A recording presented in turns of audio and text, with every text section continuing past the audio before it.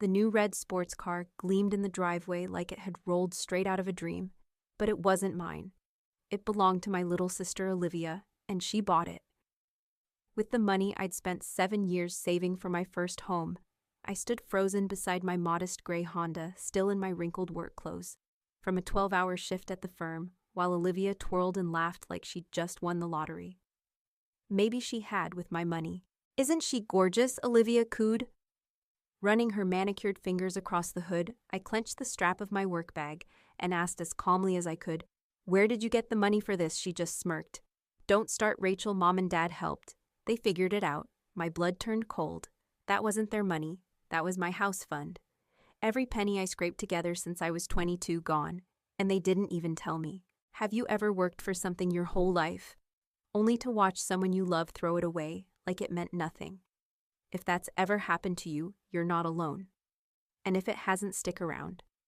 Because what I did next changed everything. Let me know in the comments. Have you ever been the responsible one in the family? Did they take advantage of you too? And don't forget to subscribe for more true stories that hit deep every single day. My name is Rachel Evans. I'm 29 years old, a financial analyst based in Dallas, Texas. I don't wear designer clothes, I don't take lavish vacations, and I don't spend money I don't have. What I do is plan, I budget, I build, I work overtime. I say no to things that sparkle, so one day I can afford the thing that matters most to me: stability, a place to call my own. For the past 7 years, every extra dollar went into one purpose: my house fund. I wasn't just saving for 4 walls and a roof. I was saving for freedom, for the kind of peace you get when no one else gets to control your life.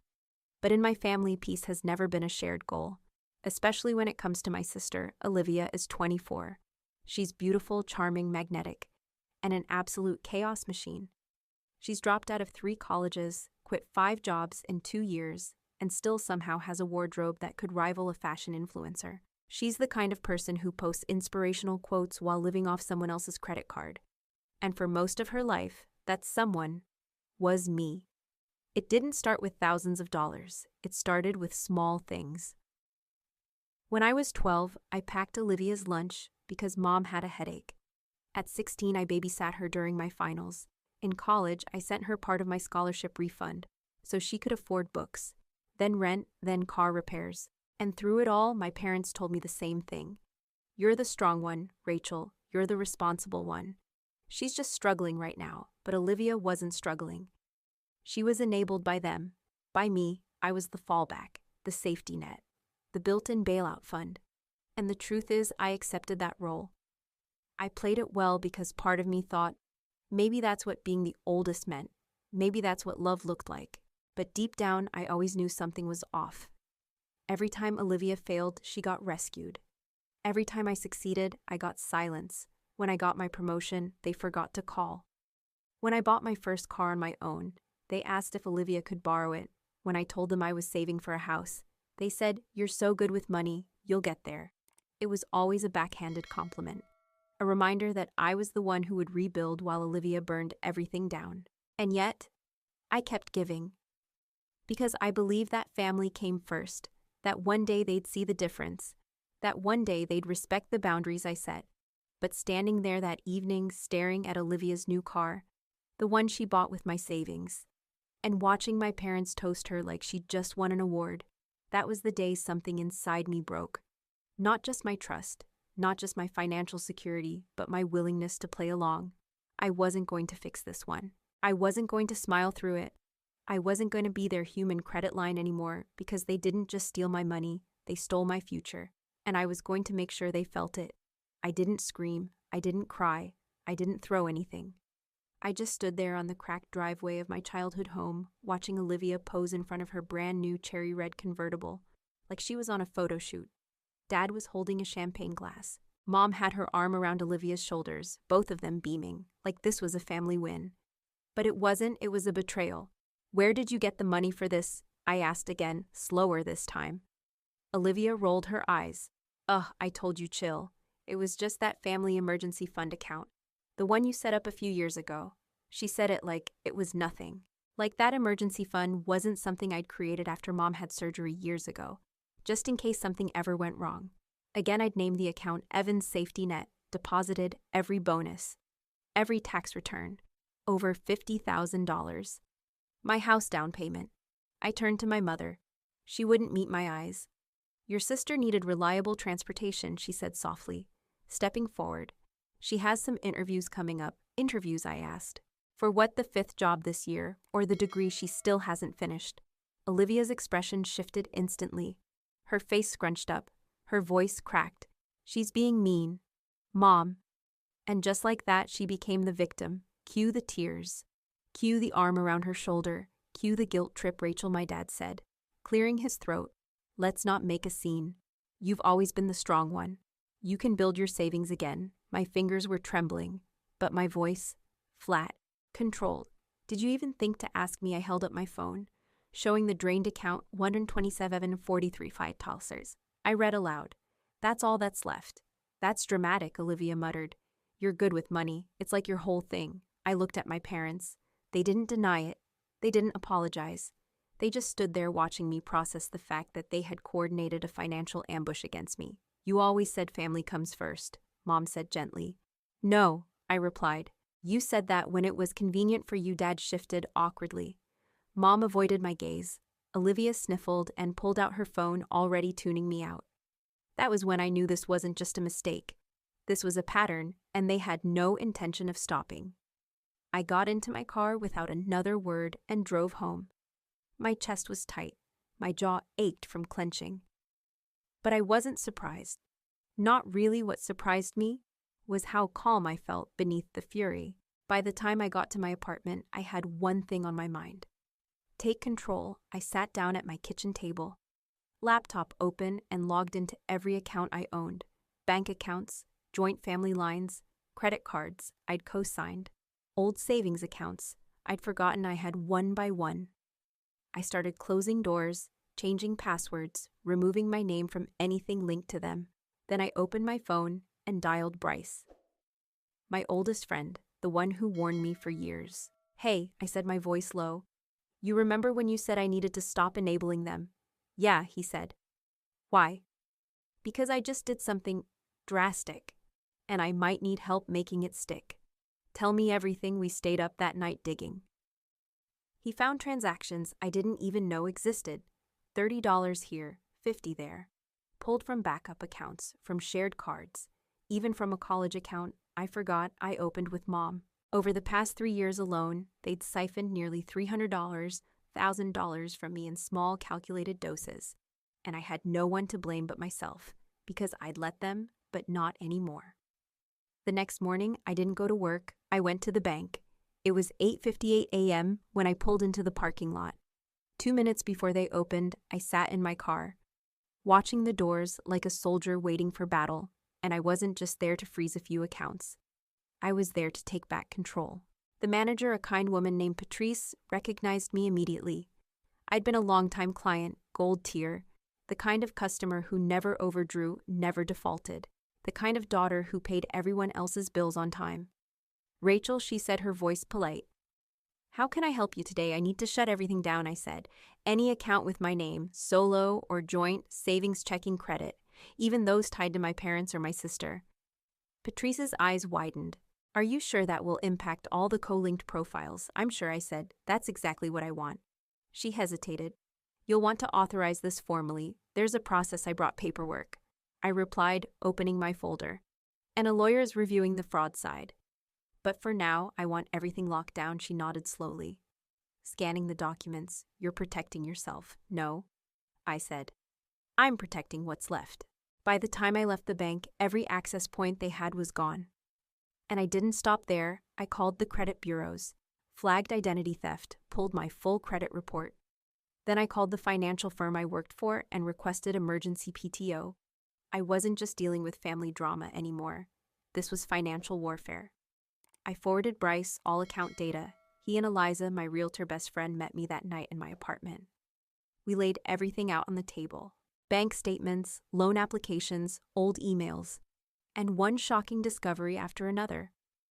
Rachel, Bryce said, slowly scrolling through the spreadsheet, they didn't just drain your savings, they forged your name. He spun his laptop toward me. There it was, my signature on Olivia's car loan. Except I never signed it, and this, he added, is your name as guarantor on your parents' condo refinance from last week. My breath caught in my throat. How did they even get away with that? They used the joint account you opened with your mom back in college. It was still active.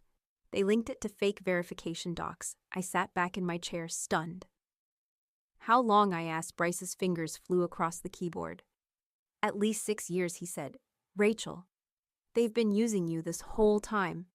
Eliza reached across the table and grabbed my hand. You need to report this. Like formally, I know, I whispered. And for the first time, I really did. No more rationalizing. No more pretending it was love or loyalty. This wasn't a family misunderstanding.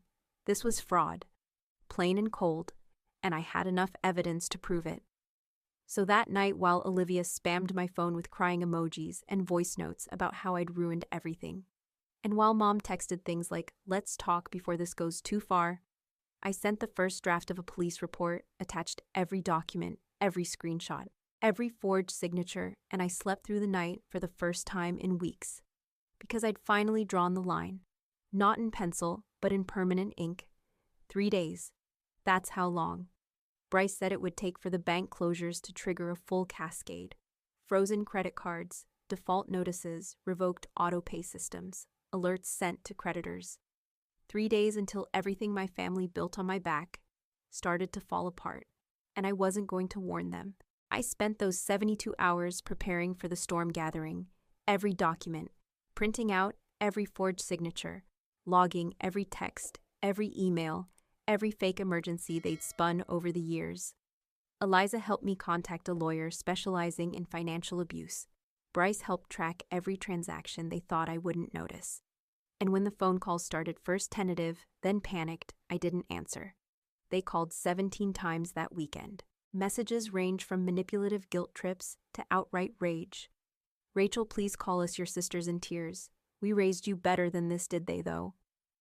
Because all I remembered was skipping my first choice college, so Olivia could get braces or making minimum payments on Dad's credit card since his early retirement, without even knowing I was listed as an authorized user. Now those same cards were maxed out and the payments gone with my closed accounts. On Monday, I got a call from Mom. I answered on speaker with Bryce recording beside me. The bank called, she said, frantic. They're saying all our credit lines are frozen. Your father's card was declined at the pharmacy. That's unfortunate, I replied calmly. What did you do? She snapped. Exactly what I told you I would. I said I shut down every account tied to me. But your sister, she needs support right now, Mom begged. And I needed a house, I said. But apparently her car was more important. We didn't steal. We just borrowed.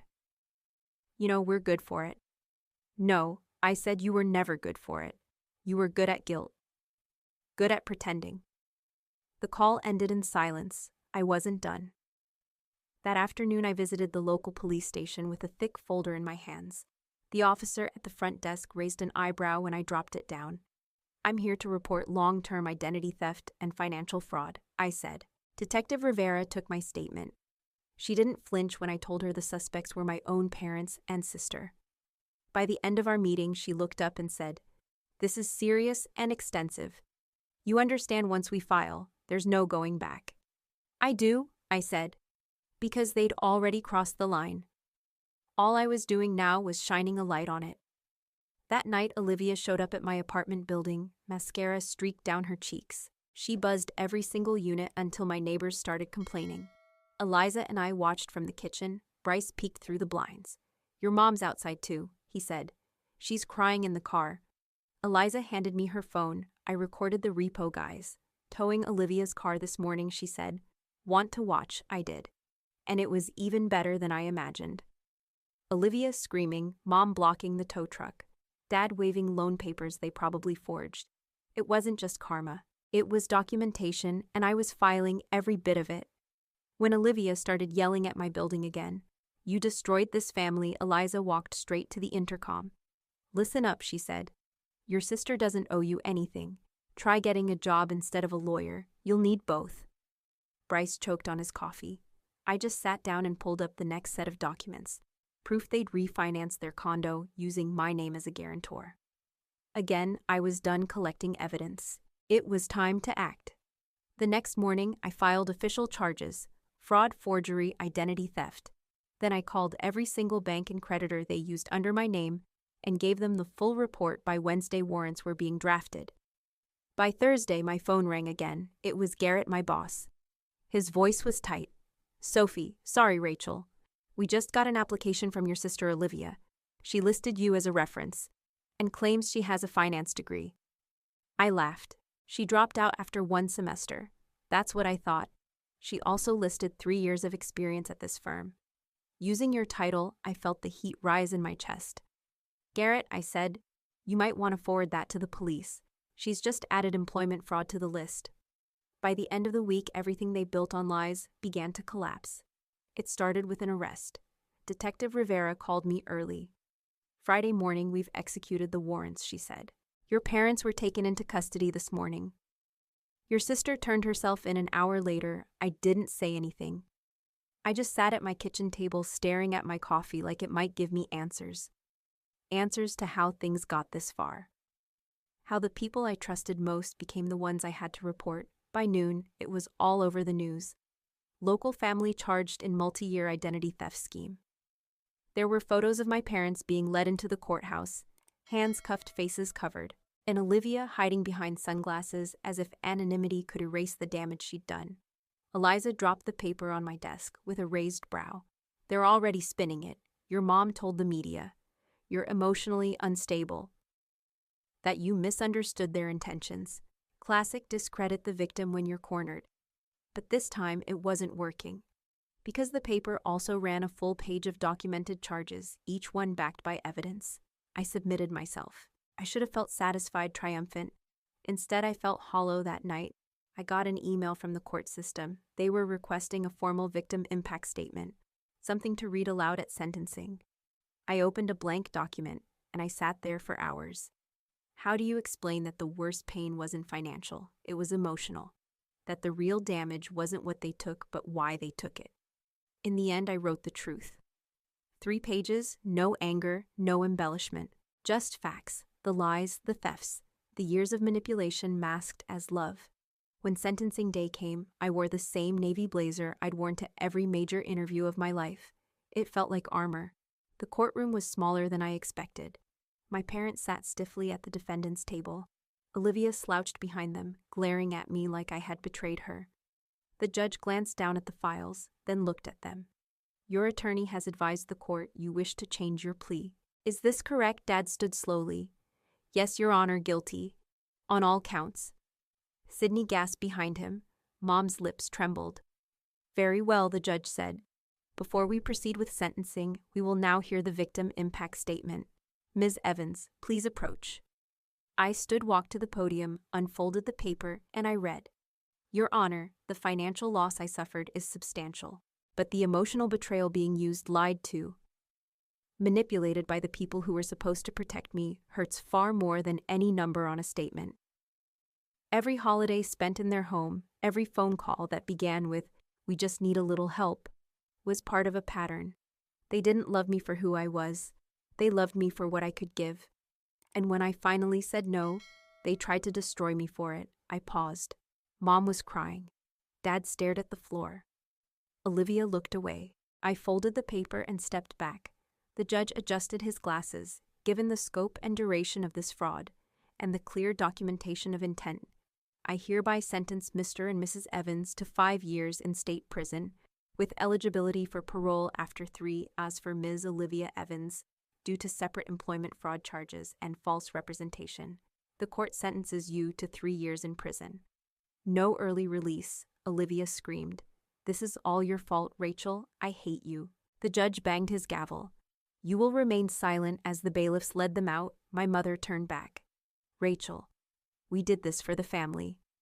"No," I said quietly. "You did it to the family." Outside the courtroom, reporters surged. Cameras, microphones, flashes. "Eliza," I whispered. She stepped in front of me like a bodyguard. "No comment.